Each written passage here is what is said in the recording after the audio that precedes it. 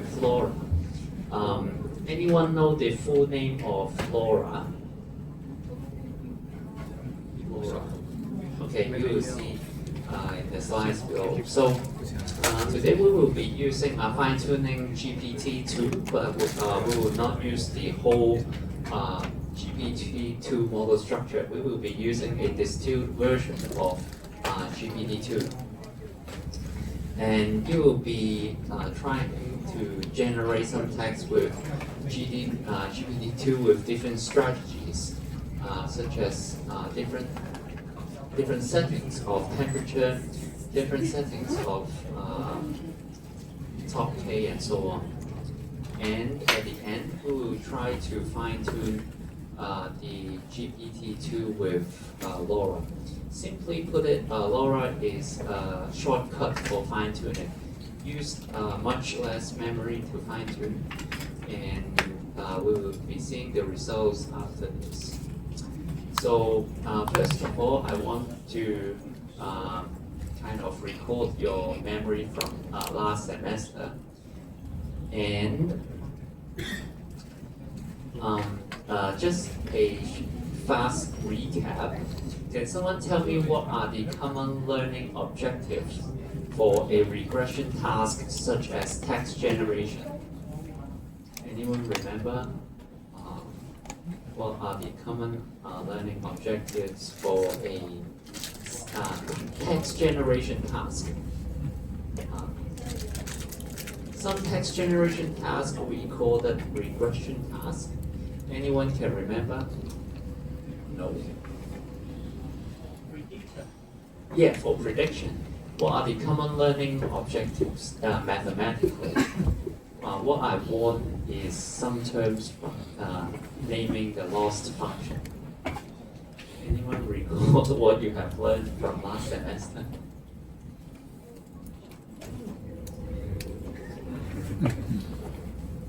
Where is Fang Zhang?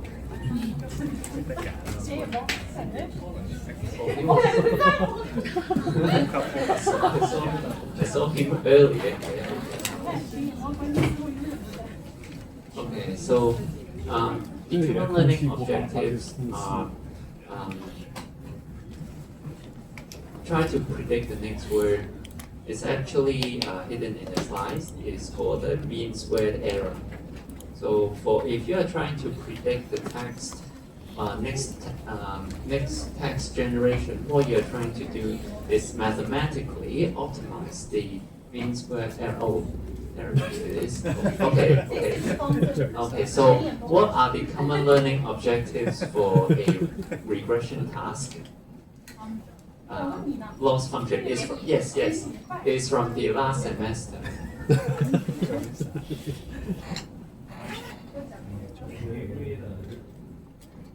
Yes. Say for text predictions.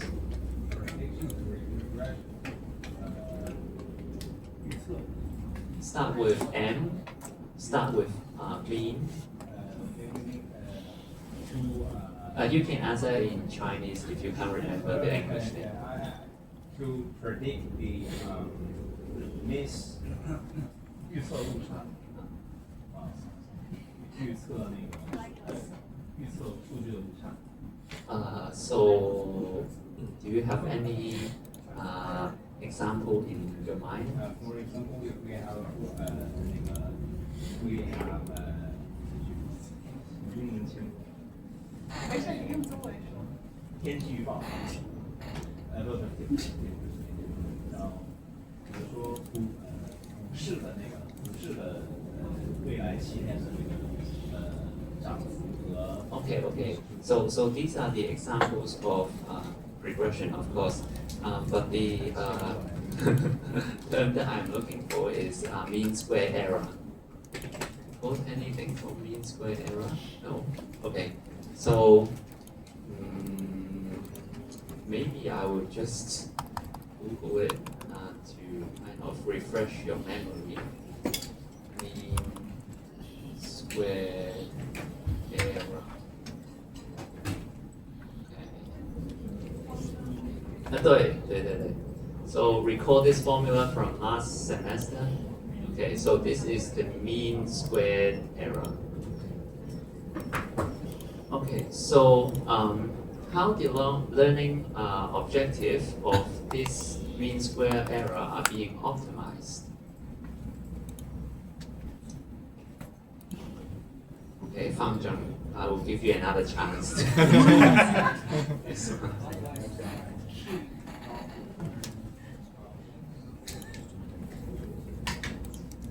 So if we have the mean square error, how can we backpropagate through the neural network?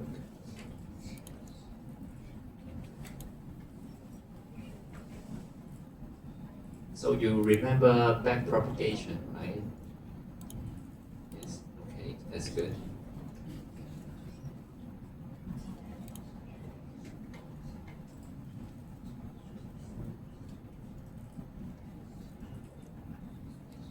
So what do we do to the formula? So record this. What do we do to this formula? What do we do to this formula?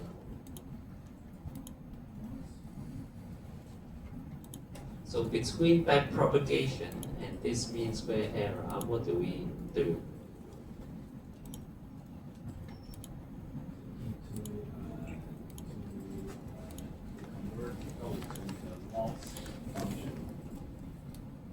Yes, this is the loss function.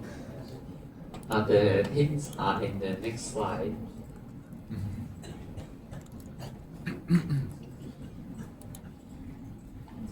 Okay, anyone have any idea? Or anyone can give some hints to Fang Zhang? So the hints are in the next slide, and I see Fang Zhang do not have the slide. Okay, so basically you try to differentiate the function and try to do backpropagation using the differentiated loss. So the idea is to do the differentiations. So let me go to this website first.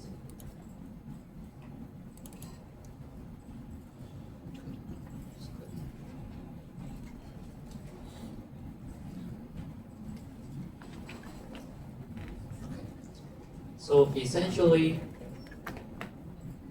what you have from your mean square error is the y-axis is the error, and the y-axis is the mean. Yes, the y-axis is the mean square error, and the x-axis.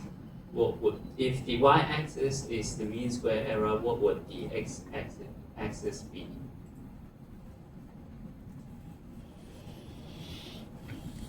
So the x-axis would be the weight. So if you try to minimize the loss function, okay, so what you effectively is try to find the lowest point in this curve. So you're trying to find the lowest point in this curve when you do backpropagation to find the lowest error, because what you want to achieve is to find a point where you achieve the lowest mean square error. So it's called the Newton's method to find the minimum loss. Okay, so this is just a quick recap from last semester, and I will kind of do a quick demo on how backpropagation works. Okay. Just to refresh your memory, because we will be relying on backpropagation here a lot during fine-tuning.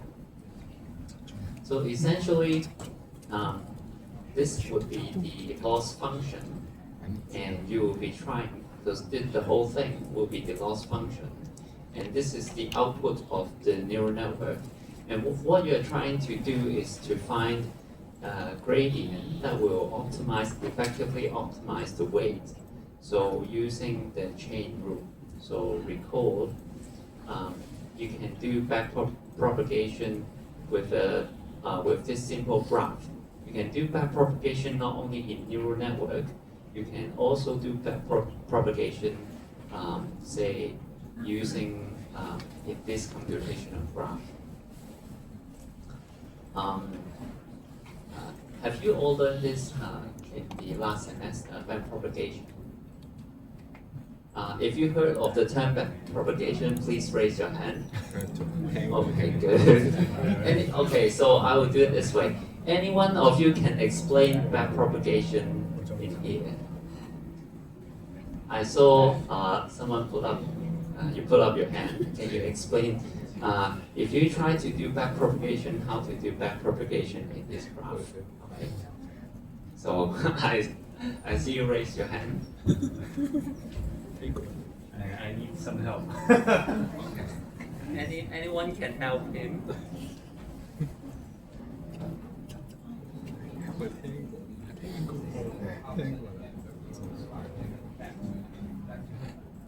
Okay, thank you. So give him a round of applause. So essentially, when you do backpropagation, is to find the the gradient. So the changing of the x with respect to the function f. So you do the differentiation. So that when you adjust a little bit of x, say if I add 1 to this x, what would have changed to the f? Can someone answer me? If I change x to 3, what will happen to the output? Okay, 6, good. So if I change, if I decrease y to 2, what would happen to f? Decrease by 1. 4, great, okay. So this is how you do, so you effectively doing backpropagation in your head, right? Because if you're doing this backwards, if I changed f equals to 4, if I'm fixing y, what would happen to x? So now I'm doing the other way around, right? It's called backpropagation.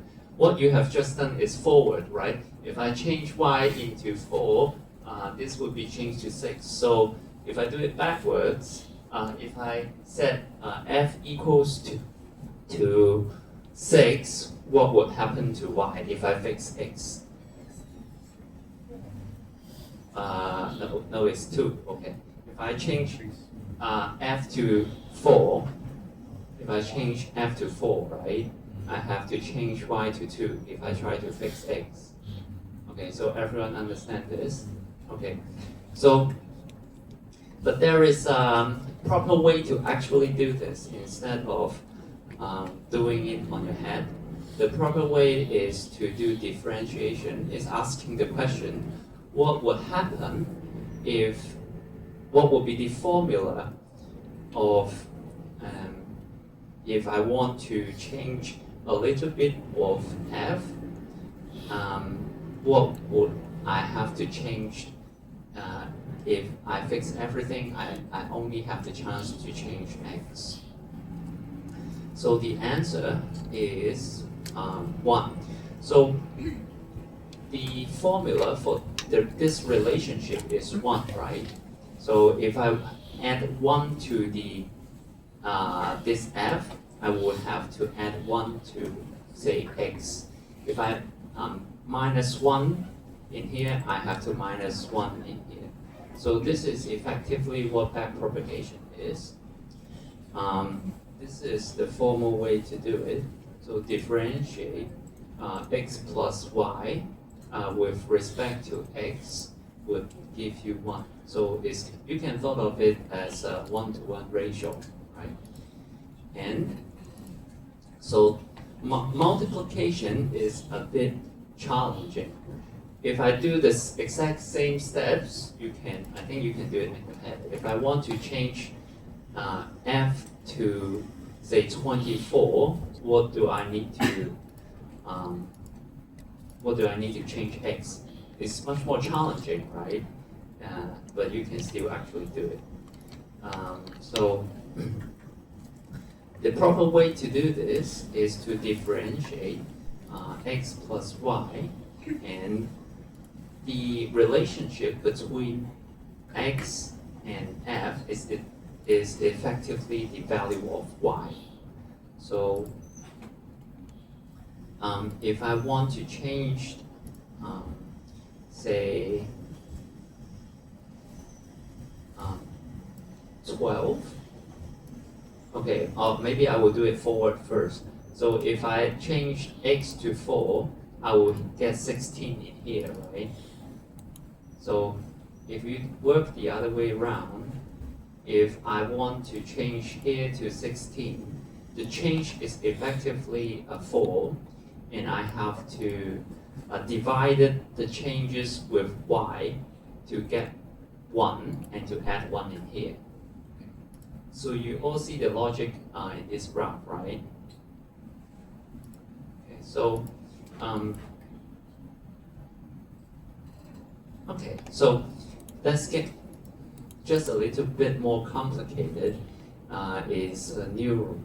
So effectively, you can do this kind of backpropagation through any graph that you want, using the chain rule and some laws in differentiation, and effectively you will get the whole neuron. So this is a neuron with x times weight, and add another feature times weight and plus bias, and with the activation function, and you get the output. So learning in neural network is effectively asking the question, what should I change the weight in order to optimize the loss function? So this is not the loss function, this is just the neuron output. If I want the loss function, it's essentially you have to have another graph connect to the mean square error operation, and backpropagate all the way to change the weight. So any questions? Lo Chuan, any questions? Okay. Okay, no. You understand this, right?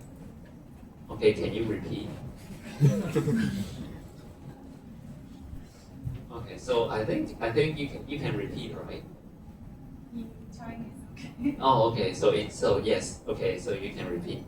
So essentially, this is backpropagation. Okay.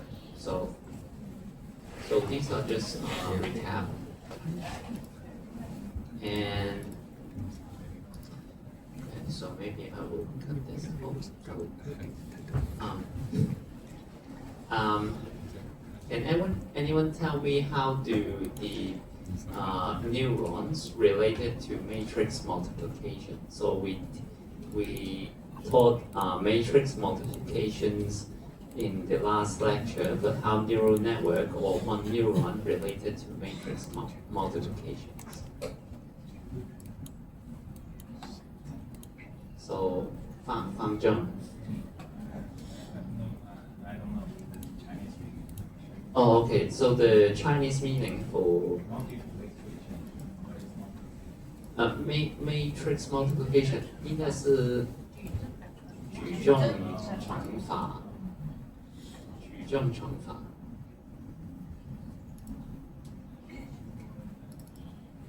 So how does the sorry, this may not be the correct term. How do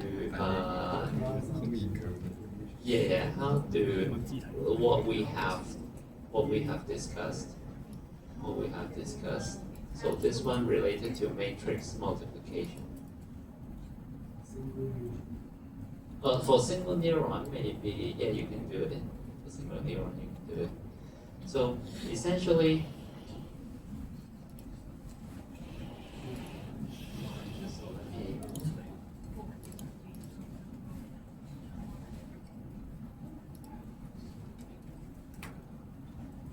okay. So essentially, neural network looks like this.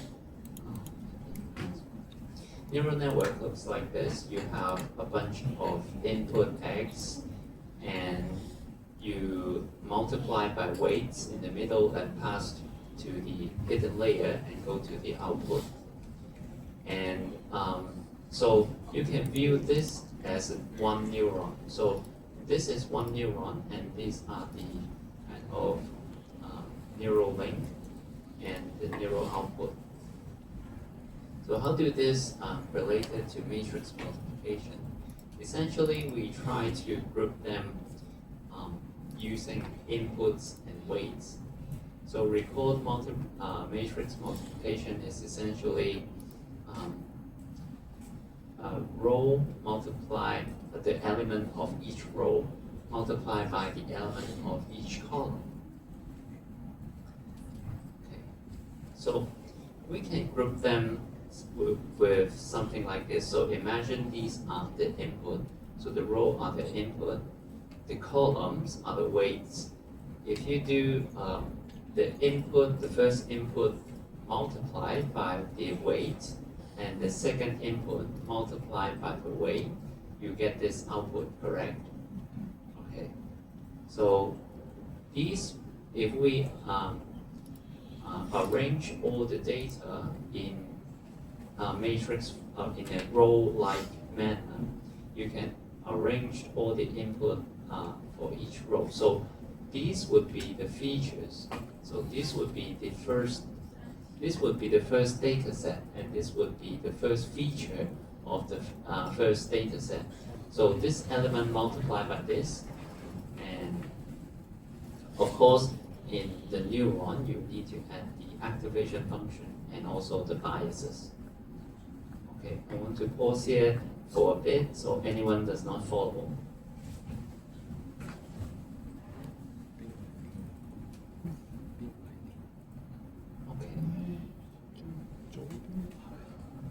So I assumed all of you followed. So let me ask a question.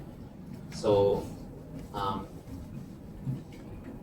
many features, how many data points in this matrix multiplication if this is a neural network setting? How many data points? 3, please raise your hand. 3 data points. There are 2 data points. Raise your hand. There are 1 data point. Raise your hand. No. Okay, 2 data points. Why? Okay, because there are two columns, right? Okay. So any other answer? 3. Okay, why 3? Are you saying okay or 3?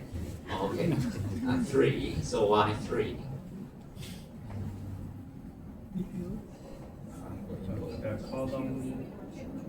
Oh, okay. So there are three columns, right? Yeah. Okay. So any other question? Any other answer? Fang Zheng, I'm relying on you. So 3 or 2 or 1? Okay, 3. Okay. Any other answer? So 3. So I'm asking how many data points? How many data points? Not how many features of a data point.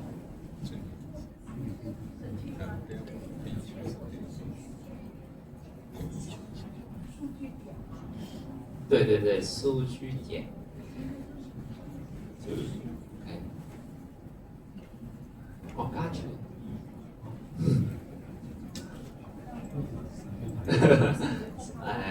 有幾多個？如果呢個係個 neural network，有幾多個 data point？ 有，唔係。So this is the input Okay, all of you mentioned 3. So how many features? If I ask how many features? 3. So 3 features. Okay, I think Lao Chuan got it right. So there are 3 features and 1 data point. 对, so this is 1 data point. So 1 data point, but there are 2 neurons. Neuron 就是神经元。对对对。So there are 1 data point with 3 features, or you can say that the embedding dimension, if this is a text, this would be 1 text, or if this is a token, this would be 1 token with the embedding size of 3. Okay, and there would be 2 neurons and no and linear activation function. So no activation function here. So this is because you are doing this one multiplied by this one multiplied by this one multiplied by this one, and then outputting this vector. So this would be considered 1 data point with 3 features. Okay. So any other questions? So I think that's good.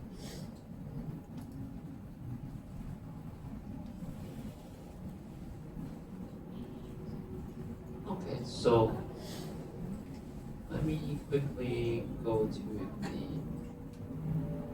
next slide.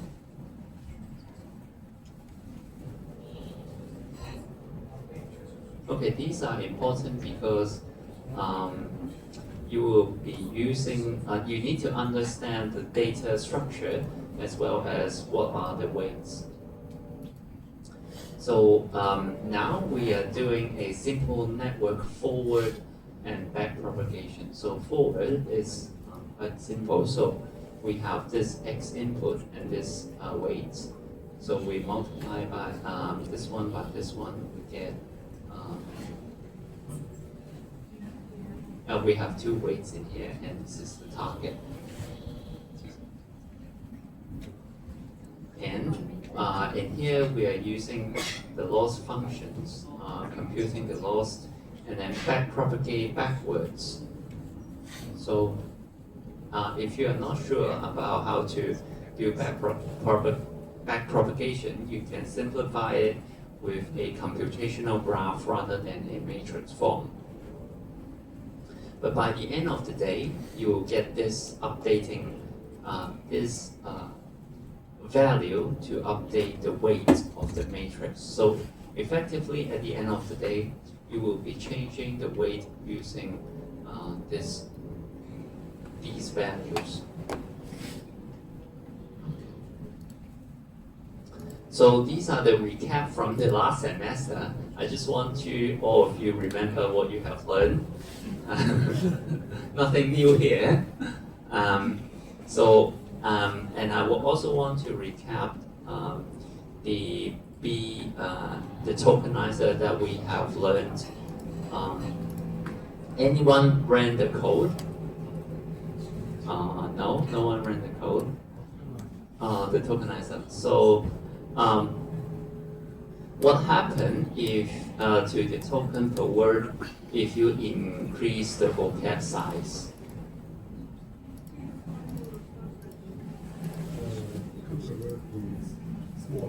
Yes, it's small. Why? Since I can hear more hard word again. Yes, you can pair more difficult word into one token, and you can. And also another question: what will happen to the token per word if you increase the corpus text, and why? So fixing the vocab size and increase the corpus text. This is a much more difficult question. the corpus is where you trained, where you kind of trained your tokenizer. It will be more general.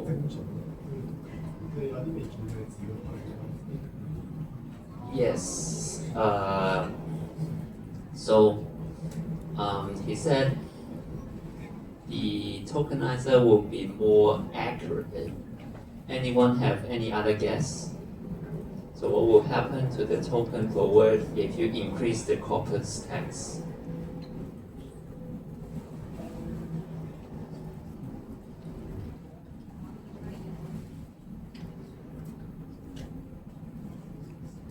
So this is a much harder question for you to think about.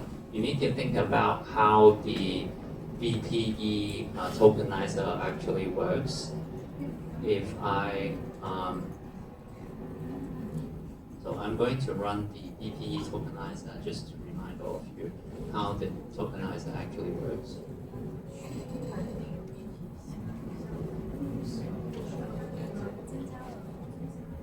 So by pair encoding, so the core idea of BPE is iteratively merges the most frequent pair of adjacent token until reaching a desired vocab size.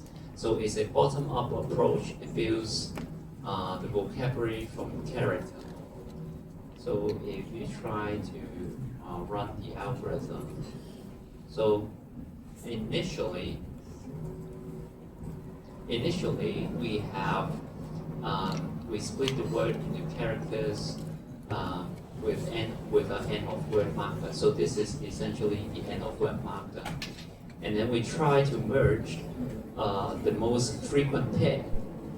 And here is LO, as we have discussed that. So when you look into this corpus, you can count LO once, LOU twice, and so twice. Okay, so 2 is correct. And so you do the second pair with OW, and you have 2, and WEE, you still have 2. So after we have find out the most frequent pair, we merged it and create a new vocab. So we merged it and create a new vocab, and merge this to create a new vocab. So the vocab size is actually increasing because we have introduced new vocabularies. And in here we find out the most frequent pair is low. We continue to do this until the desired vocab size. So what happens if you increase the corpus, which means if you increase this bunch of text? What happens if you increase this bunch of text? Huh?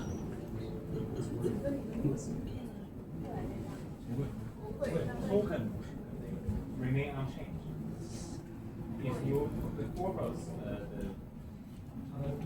语料库的代码跟 tokenizer 一样。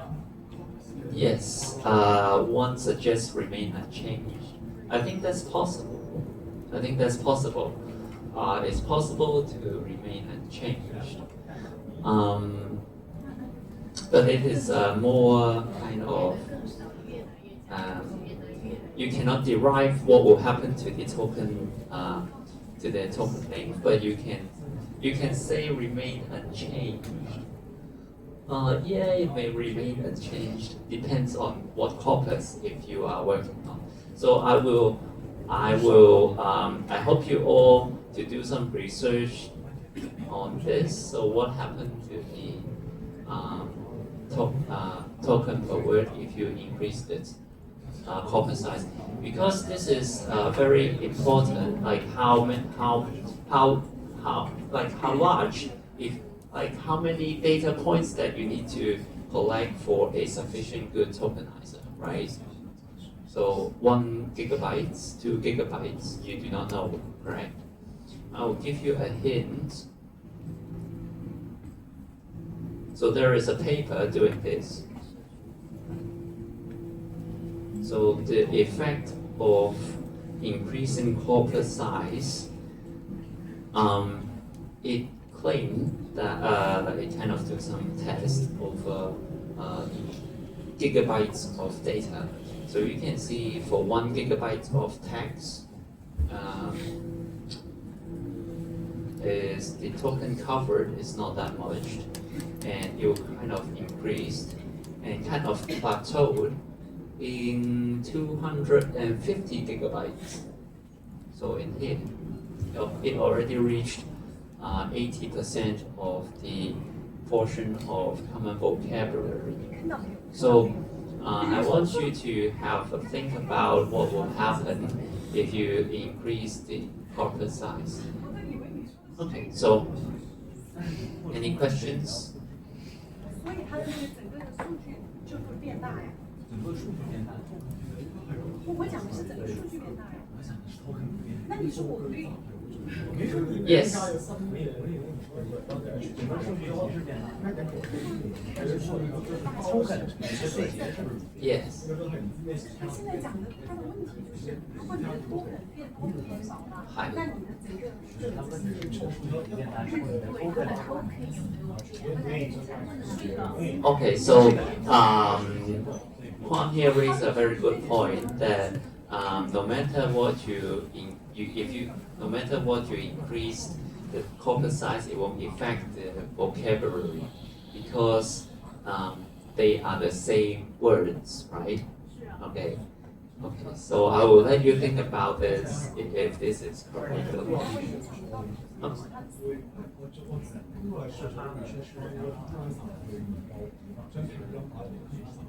Oh, okay. So yes. Okay, so I will give you a hint. I will give you a hint on this. You need to think about what the second step actually is doing, right? When you have this, and you need to think about what the second step is doing, and you can kind of know what I'm trying to say. So I will let you think about this for a week. Okay, so yeah, I think it's pretty. I think you do not need a week to think about this, but I will just ask you again in the next lesson. So today we will talk about GPT-2, and we will try to use LoRa to fine-tune GPT-2. So essentially, GPT is a decoder-only generated text.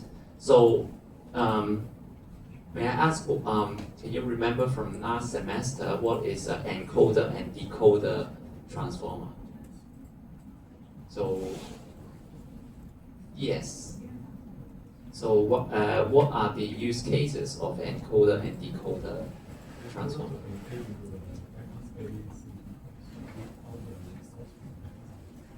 Yes. What application would this suit?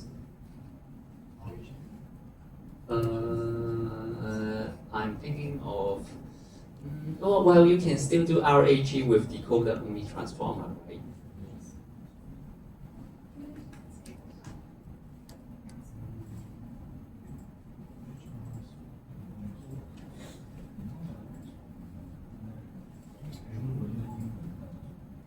Okay, so think about maybe it's more difficult for you to think about this because ChatGPT is so good nowadays because the token size became so large that effectively encoder kind of not that useful. But previously it actually used for translation because you need to encode a different language into a space and you need to decode it back into another space. So GPT is pre-trained on 40 gigabytes of web text, and there are ranges of GPT versions. And the smallest one is called a distilled GPT-2. It's effectively distilling the GPT-2 into about 124 megabytes. So these are the GPT versions. Is GPT-3 already very late? You all have known that. So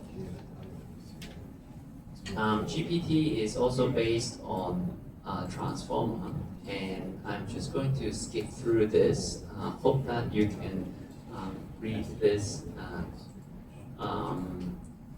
after class, but essentially GPT is based on transformer, and how transformer works is essentially this equation. So Q is essentially asking what am I looking for, and K is essentially saying what I do contain, and V is essentially saying what information do I provide.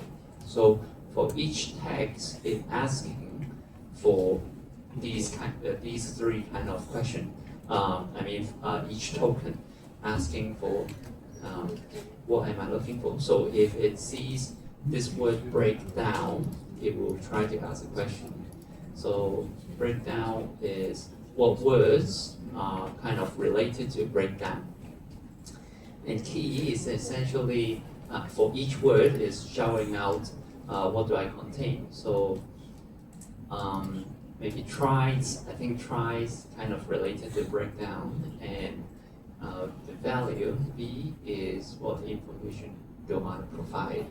So say I provide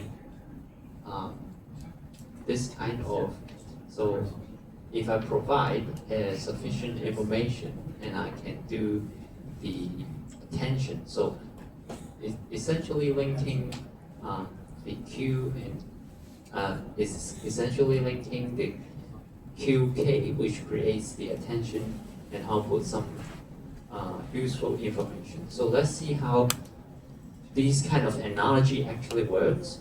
So QKB is effectively derived from the input using their respective neural network.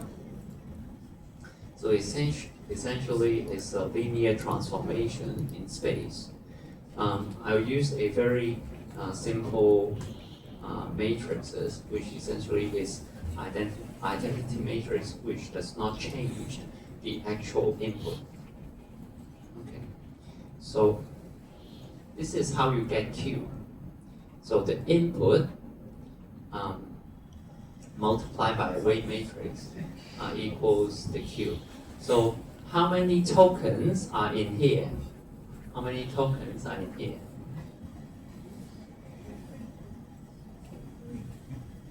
How many tokens are in here?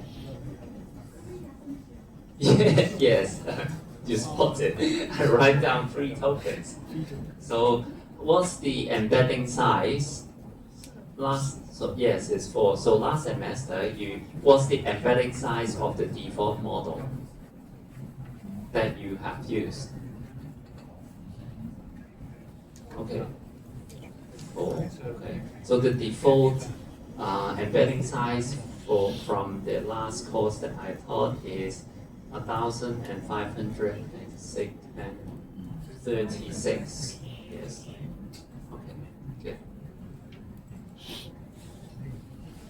So after having Q and K, you compute the attention score. So what the attention score actually means. So if I have 3 words in here, 3 tokens, what the 2 actually means here?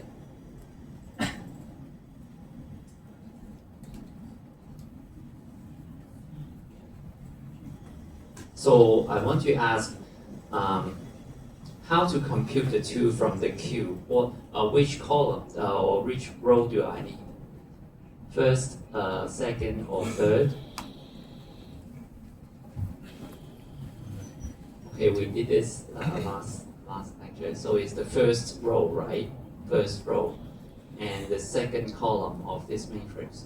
So if there are 3 tokens, it's essentially computing the similarity or the relationship between the first token and the second token. Right? Okay. And then we are going to normalize normalize by constant which related to the number of dimension. Anyone know why we need to normalize it by the dimension? Okay, I think we teach that. We taught that in the last semester. So what happens if you increase the dimension by say 1,000 times? What would happen to the actual value? So if I increase this 3 times, say 4,000, what would happen to this value? The computation is this one multiplied by this one plus this one multiplied by this one and repeat for 4,000 times. What happened to this matrix?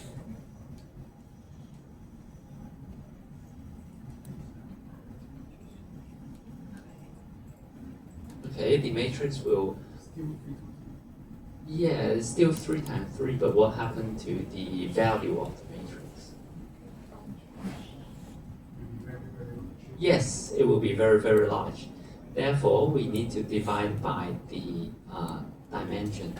So if the dimension is so large, and we need to normalize the attention score by the dimension. And we applied softmax, some applied ReLU to the activations. Sorry, not the activations. We applied softmax to compute the to convert the attention score in a row-wise manner to force it to a probability distribution. So using this probability distribution, we can actually compute what the meaning of the word is actually telling us in the high dimension space. So using this, we are actually consider each feature. So consider the first feature of the first word with a 0.6 probability, and consider the first feature of the second word with this one. So we do this multiplication. So these are the output of essentially the attention, and in here we can kind of extract out the important meaning of words and also important meanings of how the words are actually related to one another from this attention matrix. Okay. So multi-head attention is just doing the same, so I won't repeat it in here. Okay, so any questions? No? Okay, good. So let's run our first, let's load our GPT-2 in our server. So after running the script, I've already ran the script, you do not have to run it right now. I've already run the script. So essentially it will show you the configuration of GPT-2 is effectively a small configuration, only 12 layers, 12 attention head, and the tokenizer of the GPT-2 is around 5K tokens, and the context window is around 1,000 tokens. Okay, so if you run the script, if you successfully load the GPT-2 architecture, it will essentially show you all the details and all the parameters, as well as the transformer blocks and also the heads, and also the memory that it took up the GPU. So these are the token contexts. These are the token contexts. So as I've mentioned in the last lecture, tokens are usually written in this format. So bracket slash end of text slash close bracket. But in here, all the stop tokens, all the padding tokens, all the unknown tokens, all the end of sentence tokens are the same for GPT-2. So GPT does not have a separate pad token. End of sentence token is typically used for padding. So if you are trying to decode "Hello, how are you today?" the sentence, you will decoding into token first, and the token ID, and then you can encode it back. So causal attention mask. Anyone remember what is causal attention mask is from the last semester?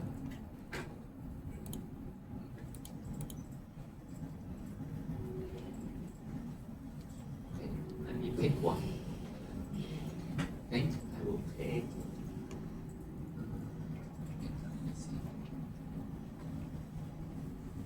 Causal attention mask.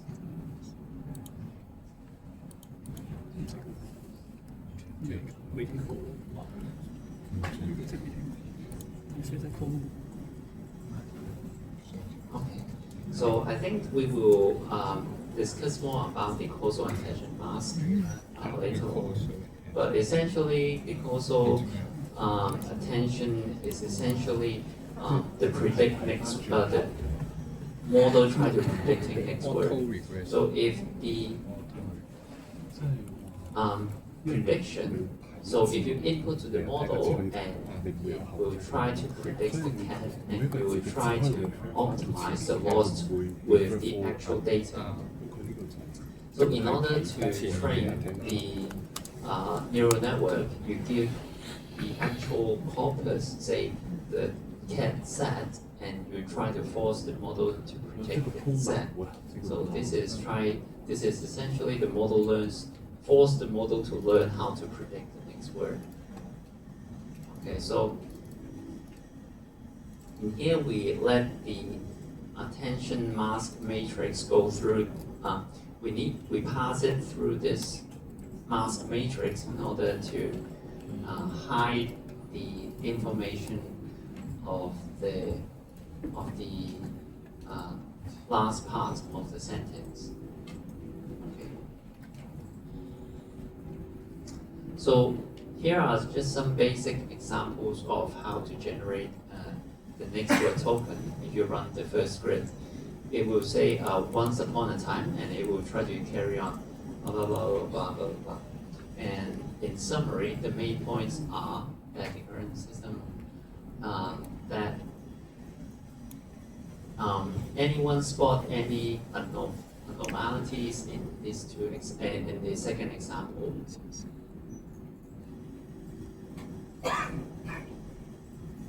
So from the last semester, have you ever encountered a case that the GPT keep repeating itself? Yes. In what model?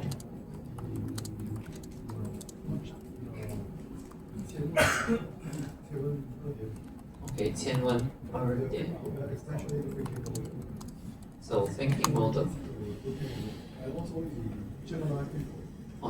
Even Gemini 3.4 repeat itself. So these are some common phenomena for repeating itself. So you can see in example 2, when it reached in that the current system is not working, it will just keep repeating, the current system is not working, the current so something like this. So these are common phenomena, and I think I will discuss this, why these phenomena happen, and also how to prevent it in your project.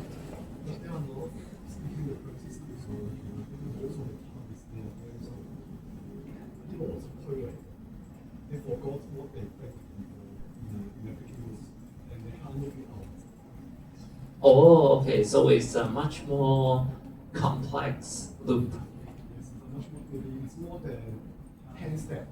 The model forgot the results before 10 steps. And then you look again, and think, I need to calculate this first. model has already calculated before. Oh, okay.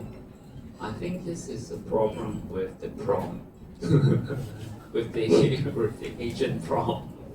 This is not the this kind of problem. This is well, it's similar to this kind of problem, but the method we are going through in this lesson will not.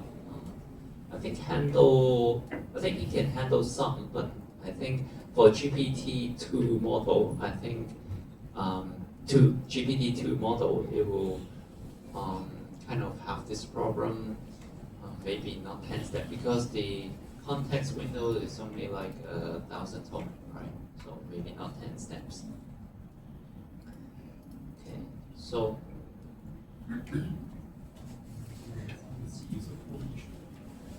yeah. Okay, so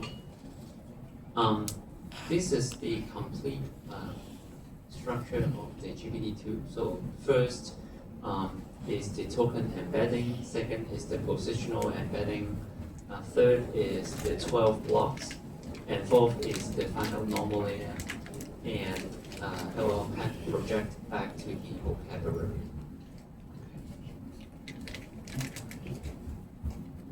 So these are for your reference. So in a short summary, GPT-2 is small, got 12 layers, and so on. Okay. So we will briefly discuss how the text generated. I believe all of you are very confident on the text generation and the techniques of those, I presume. And so these techniques are kind of focused on auto-regressive generation. So the definition, of course, is generate text one token at a time, and each word depends on the previous words. Okay, so a quick question. So if I continue this loop, when will it stop? So when will chat model, right? You recall the chat model, it will stop somewhere. Why does it know when to stop? Okay, Hang Jung said forget. Anyone remember why does it stop? So if you think about the next token prediction, right? I can keep doing this, but why does it stop? And how does it know when to stop?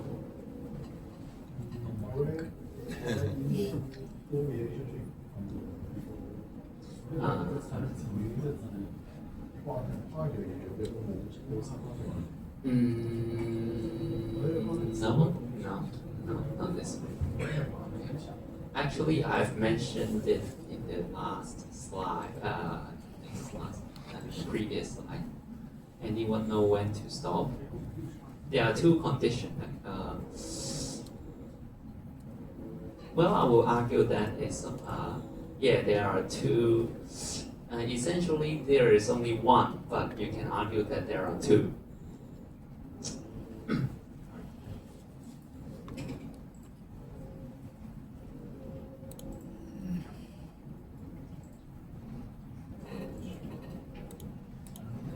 Okay, so we'll ask this again in Chinese.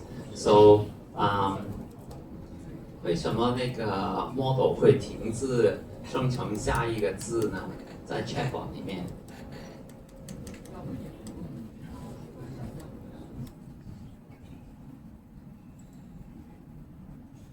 Okay, what do you want to answer? Okay, so. Token appears maximum. Okay, good. Yes, it's the stop token. Oh, where do we install? Can anyone answer him? Where do we insert the stop token? Where do we insert the stop token?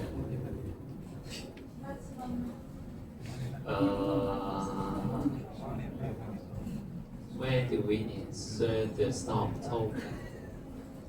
First, the tokenizer must have the stop token, right?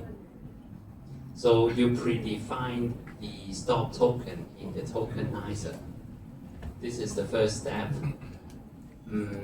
Anyone know where do we insert the stop token? We insert them in the data set, right? We insert the stop token in the data set. So when you're training, you will insert the stop token, and of course, every special token in the data set when you do the training. So it will generate a stop token when it's the end of text. So when the end of text token appears, it will kind of stop. Or you can argue that maximum length reached, but of course, if you are using sliding window to generate the text, this is not a problem. So effectively, we stop when the end of token text appears. Remember, in the last semester, when you do the first text generation, the Amazon Nova will kind of stop, right? Stop in the middle of nowhere. And I asked you to increase the maximum token sample. Remember that? Because the default value of the maximum token samples is 200. And yeah, 200. And for flow-wise, it's 200. And when I increase to 500, it works kind of normally. So you can argue that maximum length reached, but when you have the ownership of the model, it's not the maximum length reached, because you can do a sliding window generation.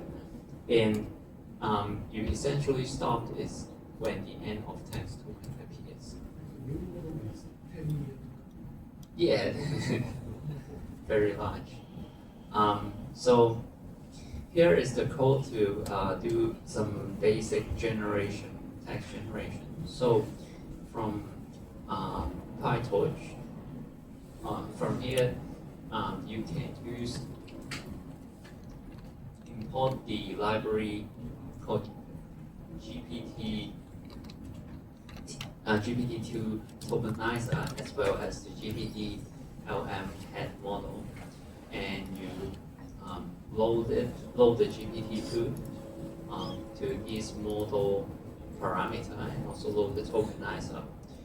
And the first step, of course, is to encode the actual sentence into tokens. So you map all the words in here into token ID, and you input the token ID to the model generate. And the max new token, you set it to 50, so it will output new 50 tokens. And after the output, you decode it using the tokenizer to decode it back into text. So there are different decoding strategies that you can set. If you are using greedy decoding, it will be kind of repetitive. So you will see some phenomena like the cat set first stop, the cat set first stop. So better approaches is to do temperature sampling, top case sampling, and nucleus sampling. So greedy decoding always leads you to some kind of repetitive sample behavior. So anyone know why? Why, if you use greedy decoding, you'll get a repetitive generate? Oh, maybe I will ask this question after you see the other decoding method. So greedy decoding often can stuck in the loops and also output repetitively. A better way is to do temperature sampling. It essentially kind of changes the probability distribution of the model. So normally, you have to set a kind of you use the probability and then divide it by this T temperature. And so this is a logist, which is essentially another way of saying probabilities, but in raw form. So this is the probability in raw form before the softmax computation. And you divide the t divided by the t. So if the temperature is low, the repetitiveness will get worse. And if you divide it by a value higher than 1, it will kind of smoothen out the probabilities.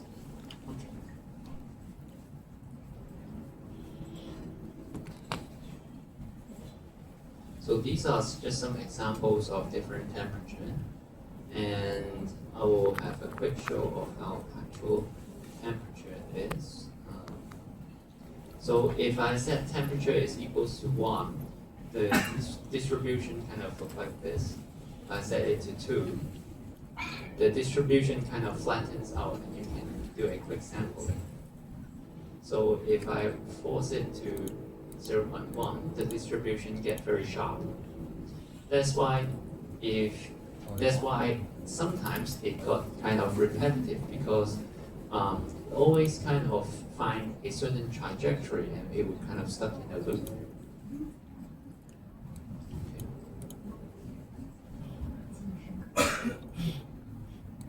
So top K sampling is of course other method of sampling from set of K value. So you can see if the model gives me infinite number of choices, sampling would be quite,